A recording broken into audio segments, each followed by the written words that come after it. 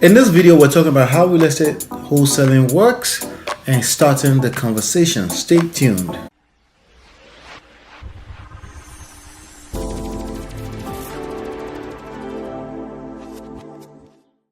Hey my friend, this is Ola coming to you live from my myEmpirePRO studios. I'm back in the studios, and over the next few minutes we're going to talk about starting the conversation. You get on a phone call with people and you get on cold calling, you're trying to get your wholesaling game started, and you freeze, or you say the wrong things, or you've been cold calling for a while and it doesn't seem like it's working out.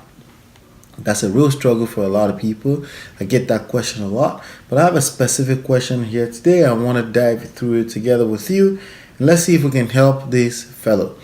So I've been cold calling a tax delinquent list, and I can't figure out if it's my fault or if the owners are just not motivated. Maybe I'm saying the wrong thing to start the convo. Okay, so starting the conversation. Or the area I targeted isn't good. Plus, some experienced callers give me advice that maybe it's just the wrong location. Also, if you mail to a tax delinquent, please tell me what you think and share your experience. One last thing, what are the average balance amounts that work for you? Now, here's the thing. When you are sending out mailing, you're sending out marketing pieces, and you're getting messages out there, expectations can be off quite often. You need to be aware that you need to go through a lot of numbers, okay? Either you're talking to people one-on-one, or you're cold calling people one-on-one, or you're sending out mass mailing to people. You need to hit a lot of people before you can find a deal. I mean, think of it this way. If it was easy for people to do, everyone would be doing it, right? So clearly, that's a little harder for you to jump through, and it's gonna take some work.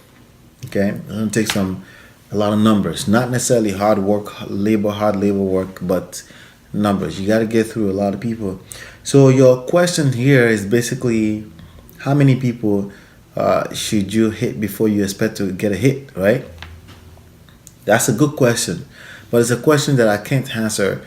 It's a question that no one should be trying to answer it for you, because frankly, we haven't heard what you're saying to them for real. But in my opinion, it's probably not what you're saying to them. Okay, there's a saying that I learned from traditional MLM network marketing, which is you can't say the wrong thing to the right person, and you can't say the right thing to the wrong person. Okay, you can't say the wrong thing to the right person, and you can't say the right thing to the wrong person. If you say the wrong thing to the right person, you will still hit a deal because they are hungry enough for what you have to offer. So that brings me down to your targeting.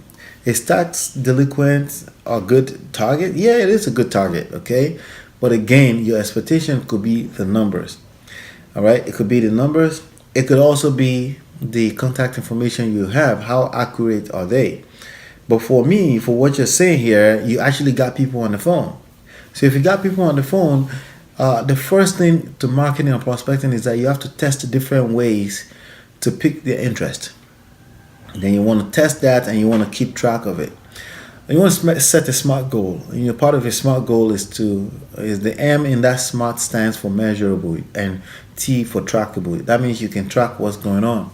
So what I would do is I would take the first 100 pieces of contacts, and I will call them, and then use one particular opening way of talking to them and see which one gets you further. All right, and then take another sample of 100 and do that.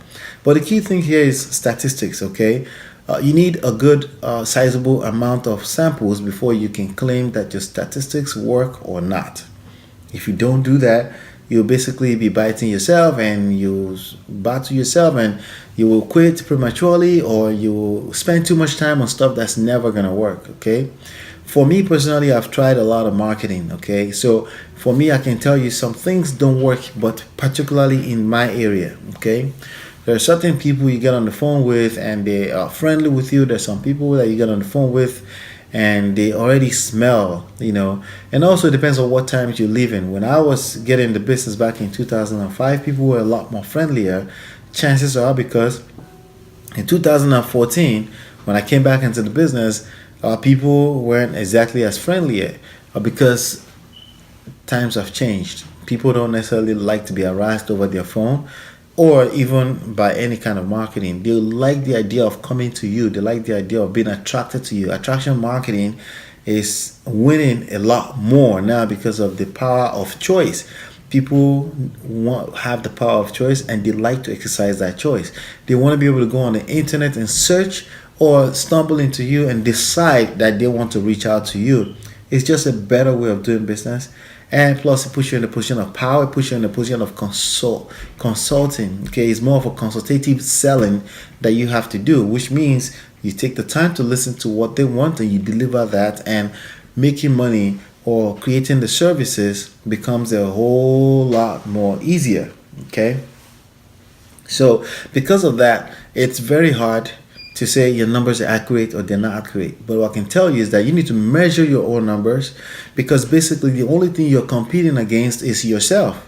You're not competing against me. I'm in New Jersey and I'm in a town that may not be your town, and also my voice may be a little bit different from your voice. My accent is clearly different from yours, and that can create a lot of differences in how people respond.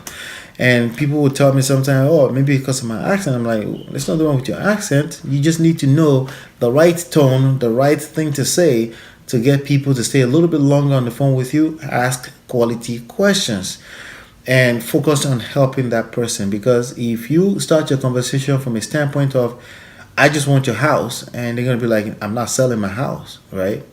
So that may be the situation. Maybe that's not the situation in your local area. You need to figure out what works for you, okay? For me personally, I like to be in a position where I can say, how can I help you?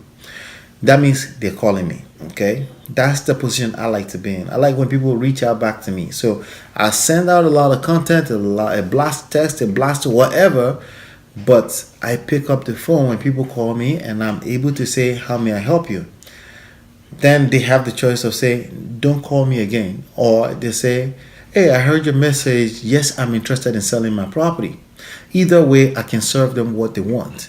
Because that's the idea. I find out what they want and I give them exactly what they want. It's the easiest way to make money in the history of mankind.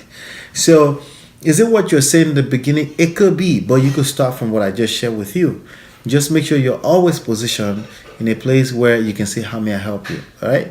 So that's something I cover extensively in my book, Smart Real Estate Wholesaling. Make sure you grab a copy of this book. The paperback is available as well. The audiobook is available. All right. They're flying off the shelf. So go grab your copy. If you want the Kindle tool, it's available. But if you just want the PDF, it's available absolutely for free when you subscribe to the newsletter. Just simply go to smartrealestatewholesaling.com. And hopefully you've been enlightened and educated. Smash that like button, share the button, click the share button, and comment your questions below in the comment box area. And I'll see you on the next one, and peace.